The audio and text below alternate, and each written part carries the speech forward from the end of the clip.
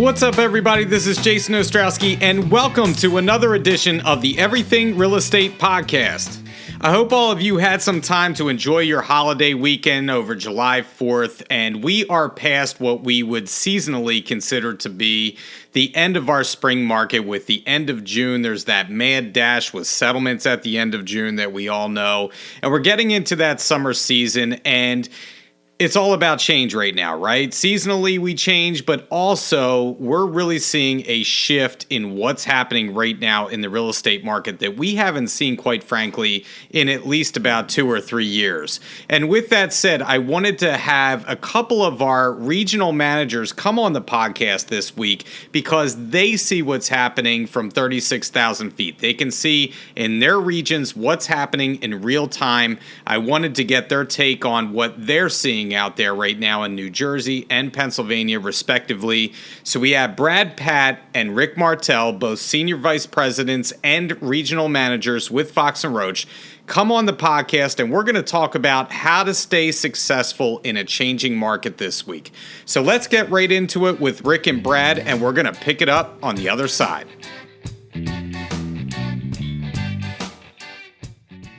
I'm here with Brad Patt and Rick Martell. How are both of you doing today? So far, so good, Jason. Looking forward to a great session with you. Super excited to be here with my partner in crime, Rick Martell, and it's an honor to be here with you, Jason. Well, thank you both for joining me today. And we talk about, we try and stay relevant on the podcast. And I can't think of a more relevant topic today than staying successful in a changing market, because it is changing. There's no doubt about that. And as Bob Dylan said, the times they are a-changing. And I would use that as our podcast episode title, but I was worried about being sued by Bob Dylan's lawyers because I hear he's a huge fan of the podcast. So we'll just call it Staying Successful in a Changing Market. And like we talked about, it is changing. You can feel it out there as an agent right now where I am. You hear real estate leaders, brokers, economists, analysts, all talking about the deceleration in the market that's already here. We're past our peak in this current real estate cycle. What are both of you, as regional managers, what are both of you currently hearing about the market in your regions from your sales leaders, from your agents? And what are you seeing firsthand taking place in the market where you are? Brad, we're going to start with you. That's great. And obviously the industry is cyclical, and we're coming out of one of the highest boom markets that we've ever seen. And we are seeing a change in the pace of sales and a change of the economic environment, strongly tied to 40-year high inflation. So as the Fed's attempting to manage inflation and interest rates are increasing, everyone's taking a checkup, and understanding what it is that motivates them to transact. We're seeing some buyers that may be leaving the market. We're seeing some sellers that need to better understand effective pricing in this market. But one thing is for certain, there's always opportunity in any market. We transacted through the Great Recession. We transacted every point in the recovery to this date, and there's going to be continued opportunity into the future. So I think while we are seeing a change in the market, we need to keep top of mind that there still are individuals that need to move for whatever reason. They've got a growing family, empty nest scenarios, change in family status. There are going to be opportunities in every market, but we're seeing a shift in the market versus what we were experiencing over the last year and a half, which isn't necessarily a bad thing for many consumers today. I totally agree with you. Rick, what are you seeing your way in New Jersey? What I see going on over here is that the houses that are in good shape, that are priced well, that are marketed properly, are still getting a lot of action and they're getting sold. So I have to say that I do feel that there is plenty of light at the end of the tunnel for all the real estate professionals from our company and in the market in general. So I feel that's still going on. But what I will say is I do see a lot more price adjustments going on in the MLS. I do see a little more of a swelling inventory coming on. And I also look at the different addresses of properties, and some of the houses that we're selling that may have been on like a busier road so quickly 18 months ago or a year ago, I see they're sitting there for a little bit longer. So it's going to take more of the agents' enthusiasm and creativity and their perseverance to do the right marketing and promotion to get these houses sold. I will echo Brad's thoughts about how the market will continue to happen. There will still be a lot of sales going on, and we just have to say to ourselves, as the real estate professionals, we have to get ourselves in that intersection of opportunity and preparation, so when it comes together, the success will happen for us and all of our associates. Yeah, I agree with you. And just anecdotally, it's funny. I had a couple of conversations recently. One, I was somewhere yesterday where there was a lot of people, and I got asked by at least 4 or 5 people about the market right now and what's going on out there, because I think, consumers may hear about, it's a lagging indicator a lot of times for consumers, right? What's happening out there. We're at the forefront and we deal with this every day, and they don't. So explaining it is a very nuanced thing, and so I try and be as nuanced as I can when I talk to people. The other thing that I wanted to mention, I was on the phone with an agent in our area. She's very successful. She's not with our brokerage, but she does a lot of business in our area. And she called me and she said, Jason, she said, help me. She said, I can't sell this property because we had comparable listings and mine went under contract pretty quickly. Hers did not, and it was lagging on the market. And she said, I just can't understand. If I had listed this last month, it would have went in 2 days. She said, now I can't get a sniff or a showing on this property. Help me understand, what is it about my property that is not having it sell? And we talked things through, and, sometimes there's not a good answer right now, I do think that there is a danger of overpricing, obviously, and we'll get into that. But it's a strange market, and it is a shifting market. And I think we're really seeing that play out in real time. So, okay. So it's been a little while since we've had to do things differently. I know sometimes as an agent, I've asked myself if the market of the past few years was ever going to end, because sometimes every time that you got an inkling that maybe things are slowing down, it would just speed back up again. But now that we see that it's happening in real time, what do you both feel that we need to be focused on as agents to keep our business thriving and keep our pipelines full of potential clients? And Rick, I'm going to start with you on this one first. All right. Thanks, Jason. My thought is that we have to go back to what I'll say in a roundabout way, it's going to be called farming. And that's not just going to be a matter of geographically mailing out to a neighborhood. I think we have to look at farming from the perspective of, yes, the direct mail is one way to farm a geographic area, but we have to look at everything we're doing as farming, as far as connecting with our past clients, connecting more consistently with our active clients, and getting out there and farming our circles of influence and our different business networks that we have. And I find that if we let all these different people that we know that we're in the real estate business, we continue to be in the real estate business, here is some relevant information, here is some activity reports of what's going on around you, that those efforts are going to make a big difference. So I feel like the farming, be intense with it, stay creative with it, and the frequency is going to be key so that you're going to stand out from the other agents that are in the market area. Because let's face it, as the market gets more challenging,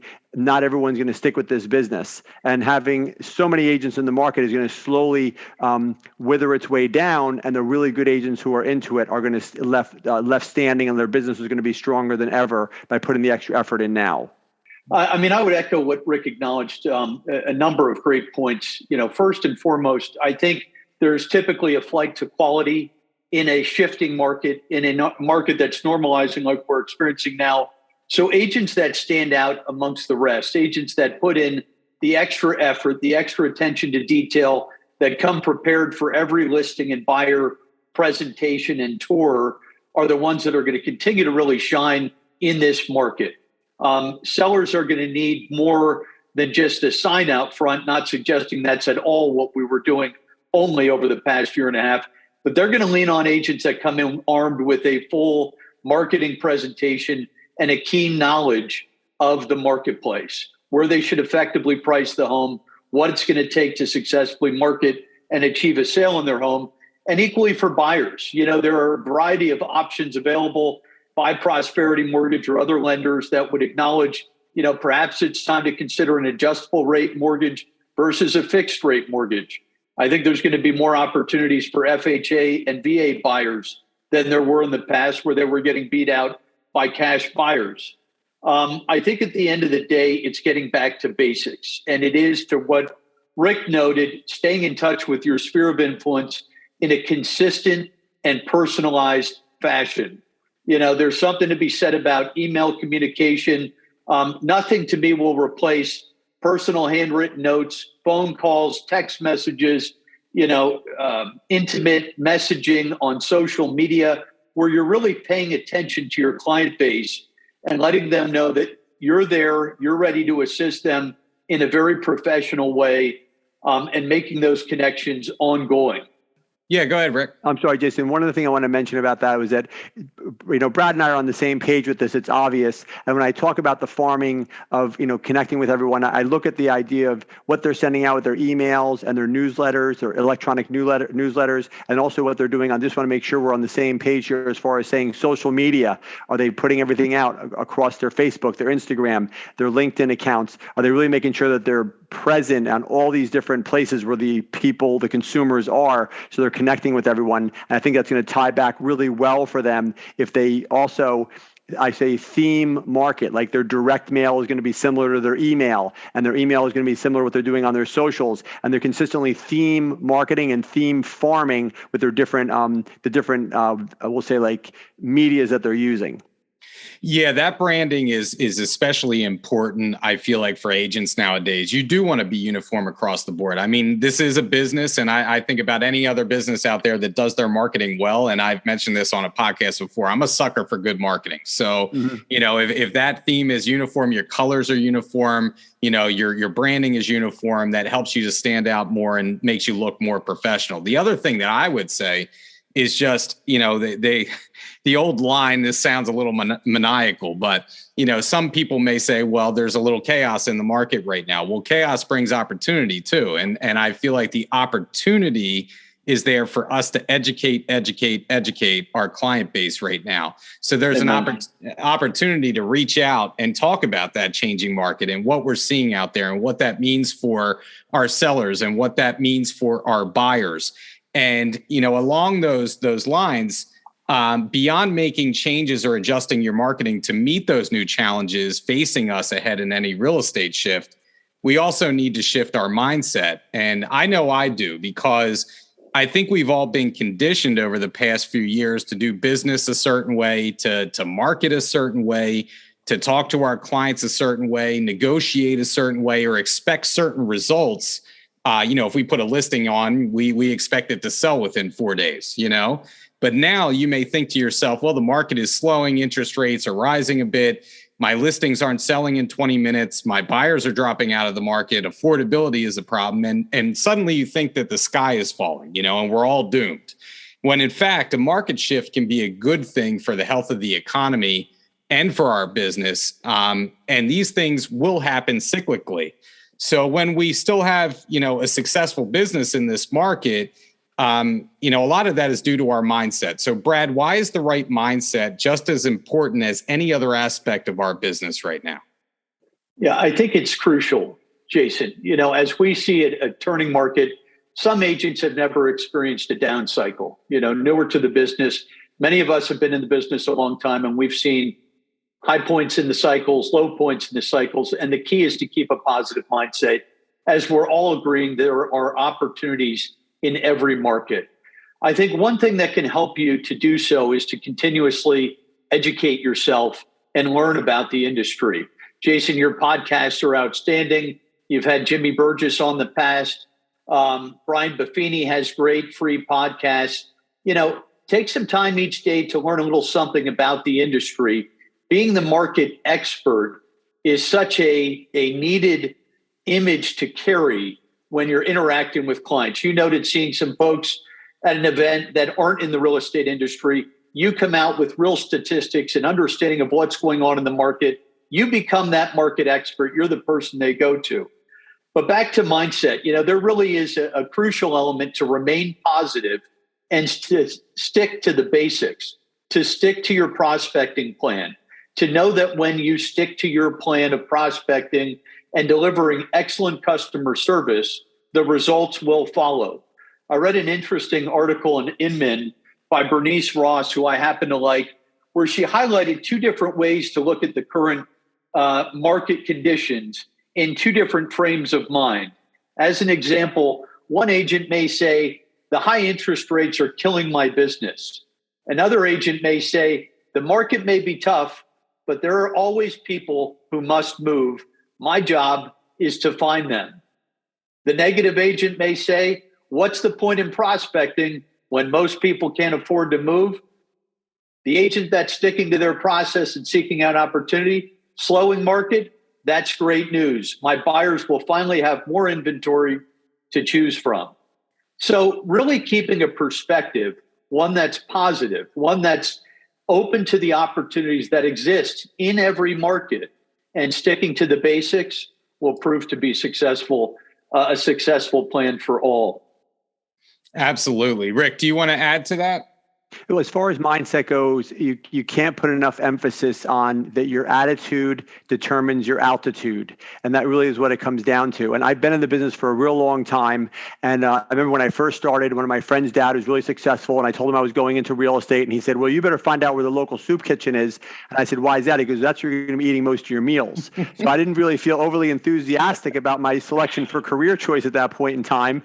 But I hung in there and I learned the business and I stuck to my game plan and I worked really hard at it, and bit by bit I built up a solid business that has continued to be a wonderful career path and a wonderful industry to work in. And what I will say is that I've always kept that positive attitude, and I've always kept the staying on offense mentality when I'm out there. So as much as you can learn, as much as you can be, like I find that the leaders in any industry are the leaders are the ones who learn a lot, and they're always open to getting new ideas and putting them into action. So if you keep the positive attitude and you stay on offense, it's going to really work out well for you. And it's the same parallel to what Brad was saying, is that there's going to be a positive agent who's going to look at a situation and make lemonade out of those lemons. Because and more so, most people will just say, I got lemons, I can't do anything with them. So you just got to really say to yourself, where is the opportunity here? And keep looking for that light at the end of the tunnel, and you will continue to find it as you keep that right mindset when you're out there working.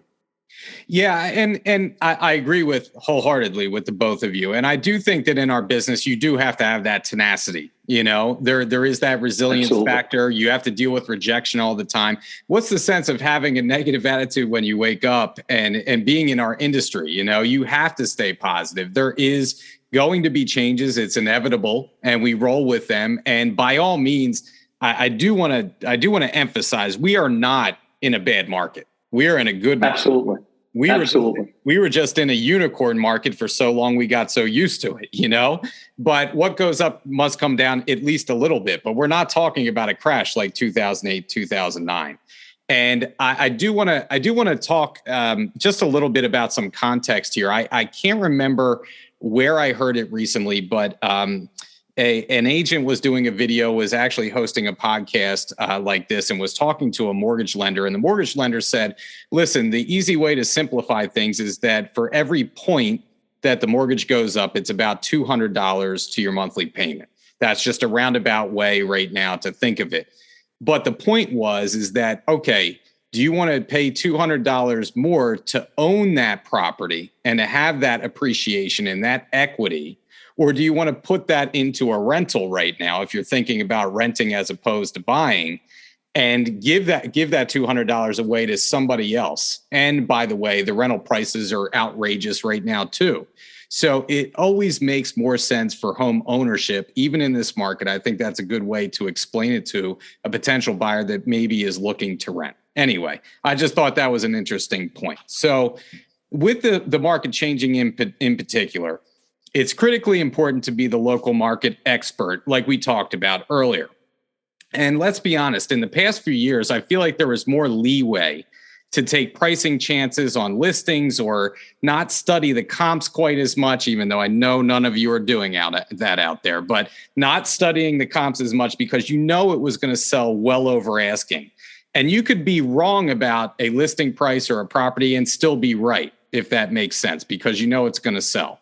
Now it's going to be really important to know how to price listings correctly in the town or the area that you're in, or know that you have room to negotiate on this property for your buyers, because every home that's sold on that street in the last 6 months has sold below asking because there's, say, a proposed highway that's going to be starting nearby. Why is it important, Rick, to study your local market even harder right now? Well, the number one reason for studying that market and really having a handle on it is that the more information you have, the more confidence you're going to have when you're presenting to a home seller where they need to be as far as pricing their house goes.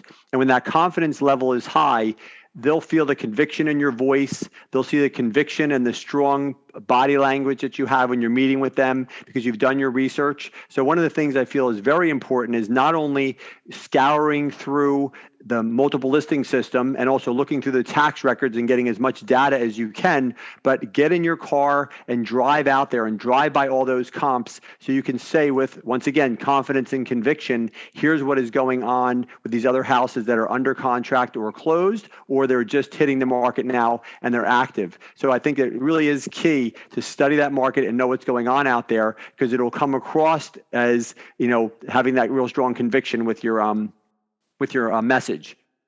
Yeah, Rick, you're exactly on the right point. As we today sit here, July 7th, 2022, I think we're on, really the foundation of the changing market. And it's not a bad market, as you alluded to, Jason. The NAR is predicting a 12% decrease year over year in sales annually, which last year was one of the best years ever. So we're still in an outstanding market. But as we see the market shift, and as we touched upon sellers and pricing, we see some sellers want to try to outprice the most recent comparable.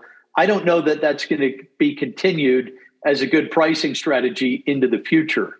I think we have to understand and be a student of the market, understand very clearly, to Rick's point, on and off market comparables, to know the market statistics when it comes to month supply of inventory. Inventory overall is increasing. And what's it going to translate to in effective pricing? So I think it is crucial now more than it was a year ago to really understand the local statistics, the local comparables, so we can best advise and guide both sellers in effective pricing and buyers when it comes to making an offer, really educating ourselves with information from the listing agent. Is that buyer competing with another offer? Perhaps not. Is there room to negotiate the list price? It's not going to be as frenzied of a pace as it was, which I'm sure will give us all some relief. But it's going to really be crucial to understand effective pricing for both sellers and for our buyers, and being a real student of the market, understanding very clearly, that rate of appreciation, month supply of inventory, days on market, what was the most recent comp in the neighborhood? How does that compare? And gain intimate knowledge on those comparables. And I just want to add to that a touch more, if you don't mind, Jason, is just that what we are going through right now is that we have pricing in place based on a really super high stock market, 20% higher than where it is right now. And we have prices based on interest rates that are 50% lower than where they are now. It's just not feasible that these prices will stay at these elevated numbers. And as we see more inventory come on, that's one of the aspects we have to look at here. So I think that not only do we have to be astute on the market where we're listing and selling, but we have to understand what is the why behind, things are going to change. If the stock market has made such an adjustment, if the crypto market has made such an adjustment, there's going to be some adjustments in where all the money comes from to buy these beautiful homes and these starter homes and these scaled down homes and everything along those lines. So it's a combination of know thy market. I always say know thy market and what's going on, and then it ties into some of the reasons behind why that market is going to be adjusting. Yeah, I totally agree with you. And I just know, in our area, just from my standpoint, I only see the micro, And you both have an opportunity to see more of the macro, because in your regions, you're seeing what's going on. You can see things from kind of 36,000 feet, get a kind of a good handle on things and where we're going here. And I wanted to talk a little bit more about that because, Brad, you had mentioned, an NAR statistic earlier about the decrease in sales. So I just want to get your take, because we've had economists on the podcast. We hear from Buffini, his bold predictions, all that kind of stuff, that we are decelerating a bit. And I know Dr. Lawrence Yun was on with Buffini recently talking about that. What do you think, just locally in your regions, where we're going, quarter number 3, quarter number 4, and into 2023? How do you see the market? Because I do want to see and provide some context to agents, because I know when we kind of went through the subprime lending crash of 2009, 2010, 2011, 2012 were extremely lean years. And it was shortly after I got into the business. I think my business started around 2007. And here I am, a newer agent, and all of a sudden we go through this crash, and I'm like, oh my God, what am I going to do? But you persevere, right? And you have to keep that right mindset. For the newer agents out there that have started in this market and know nothing else and need to persevere, what do you see coming down the line, and what can we expect heading into 2023? I think, as we're acknowledging, there's opportunities in every market. I think that we are going to see a change in pace of sales as a company. We've been tracking about 20% off last year, and that translates into 28 or 29,000 total transactions, still an outstanding sales pace. Interest rates, when I started in the business in 1997, they were in the upper sevens. My first house was 8.7%. So interest rates at, in the sixes is not unbearable, and it's all relative. I think buyers entering the market today are unfazed by 6% to some degree. Buyers that are in the market since January and were perhaps quoted a rate at 3.1 may have a different perspective. But interest rates at 6 still aren't as necessarily high. And to some folks, again, pursuing an adjustable rate mortgage may be a short-term or a medium-term solution. I think overall the market is a strong market. Larry Flick put out a great communication that analyzed the Great Recession versus the current normalization. And there are a number of factors that are not at play today that were at play in the last Great Recession that I think precludes us from entering into a housing bubble. We don't have careless lending. We don't have 100% financing. A lot of homeowners have very strong equity because they were either cash buyers or put down a large down payment on their residences. We still have unmet demand in the marketplace. Effectively priced properties that are in good condition are selling still with multiple offers. So that tells us there are still that many buyers that didn't win the bid yet in the market to purchase. So I think all those things will lead to a very strong market for the balance of the year and into 2023. We have some unknowns with the economic conditions. Are interest rates going to continue to go, much further north? I don't know that they will. Personally, I think they'll stay in the sixes or, in fact, come down once inflation is perceived to be under control. And when we see some stabilization in the market, the stock market overall, people will feel a little bit more confident about the loss in equity that they've had over the past 6 months or so. So I'm extremely optimistic about the balance of this year and into 2023. I think we've got to keep things in perspective. We're coming off, as you said, Jason, a unicorn year. And as my daughters would say, that unicorn pixie dust only lasts so long. We're still in a very strong, positive market. Well said. Rick, how about you? You want to add to that? I really can't. I mean, the guy hit every different spot of the market and what's going on. But what I can add is this, is that as far as the agents are concerned, is that every agent has to look at their own business. And if they sold 10 houses last year, they may have to work a little bit harder to sell 12 houses this year. And if they go up with those 2 houses, that increase is a great little increase of, increase in their business from 10 houses to 12 houses. If someone sold 40 houses last year, maybe they're going to have to work a little bit harder to sell 45 or 48 houses. But I feel that if, as individual producers, if they buckle down, they work hard, having all this knowledge and and they have the right outset, we talked about the right mindset actually, and the right outlook, is that they will be able to beat the market. And that's something that everyone should be striving for as far as all of our sales pros here at Berkshire Hathaway, Fox and Roach. So if they can go from 10 to 12, that's a nice little 20% increase in their sales. If inflation is all the prices of everything are going up by 8%, but they're increasing their production by 20%, they're even outpacing inflation. So I think you have to look at the market is going to be a little different right now, but there's going to be great opportunities for those who stick to the basics and work through it. So Brad, well put. And I just wanted to chime in to say the individual producers should say they want to have their own great market. And that's going to come down to beating what they did last year. And it may be a matter of the consistency of what we talked about earlier and getting out there and doing a lot more networking. And I know they're going to be fine just based on my history of when I started and all. I think we're going to touch on that a little bit later about all the different markets that we've worked through.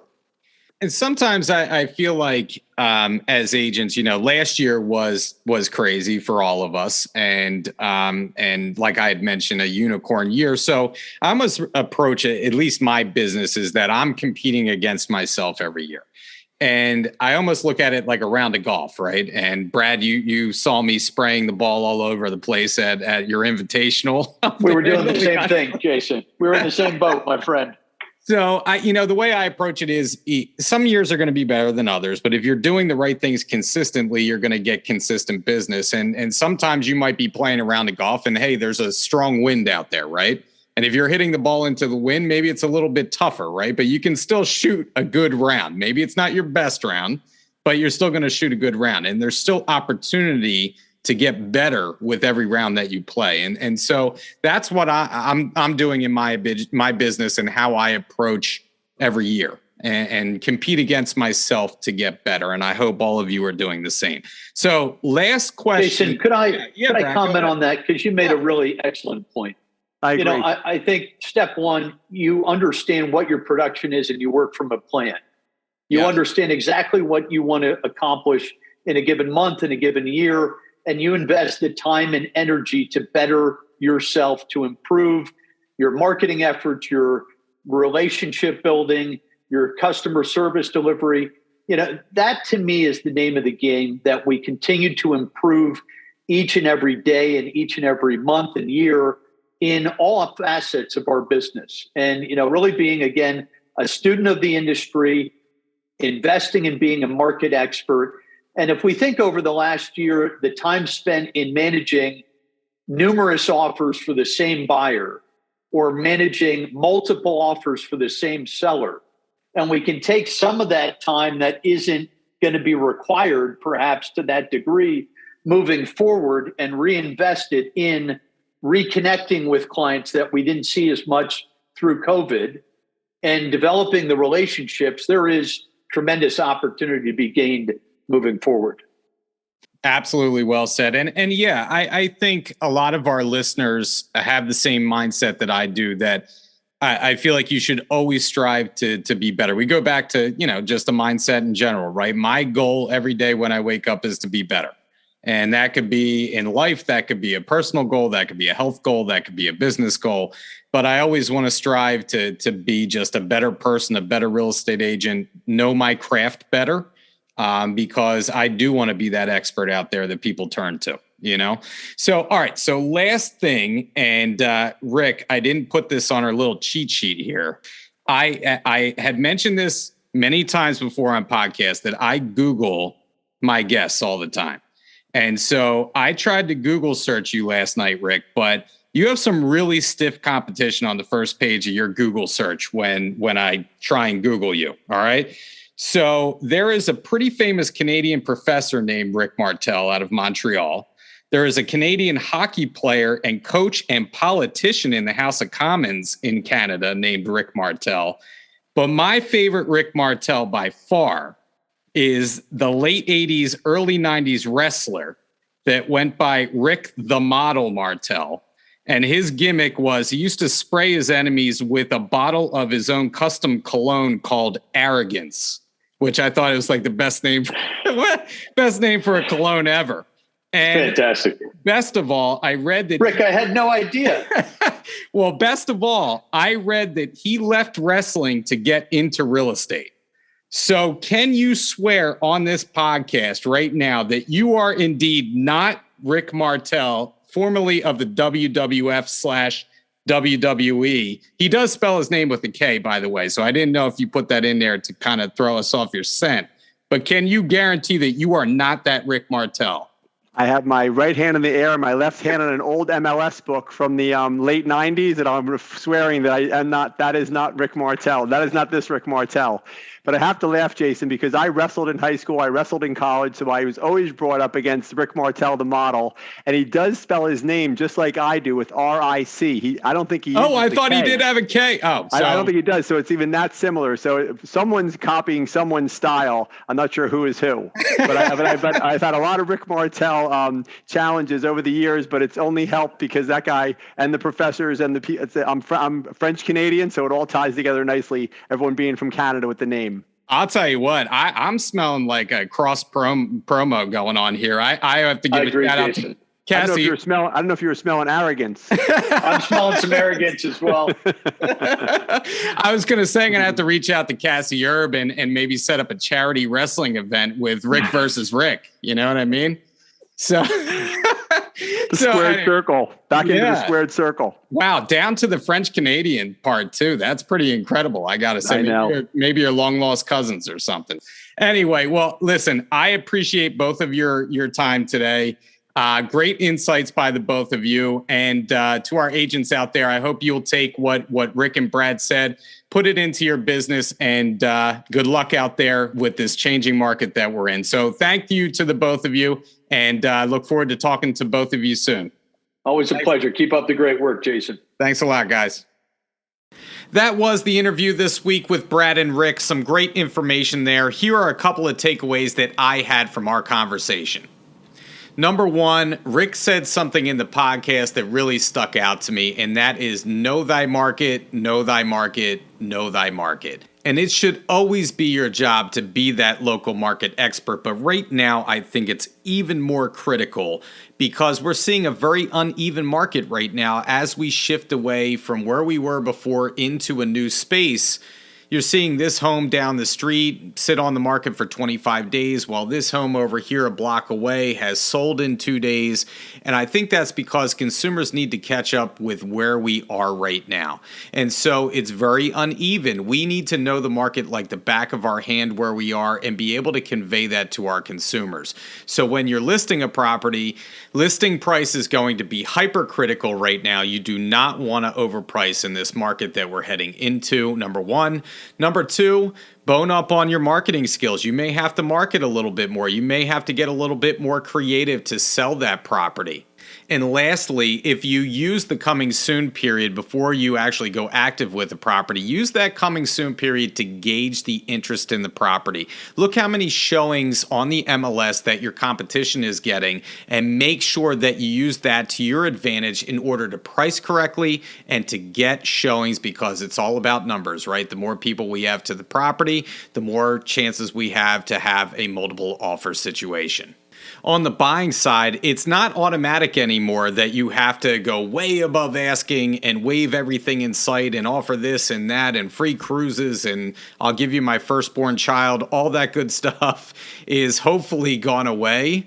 But it still can be competitive. So make sure that you reach out to the listing agent, have a conversation with them, pick their brain about how many offers there are. Are there any offers? What's important to the seller? Make sure that you address those issues with your offer. And we're seeing home inspections come back into play now. We're seeing properties sell under the listing price, which we haven't seen for a long time. So there is an opportunity to negotiate a better deal for our clients. Number two, as Brad and Rick had mentioned, a positive mindset will go a long way as we shift into this new market. And I think why it's so important to mention this is that you're going to hear a lot of negative talk out there, right? From your colleagues, from your co-ops.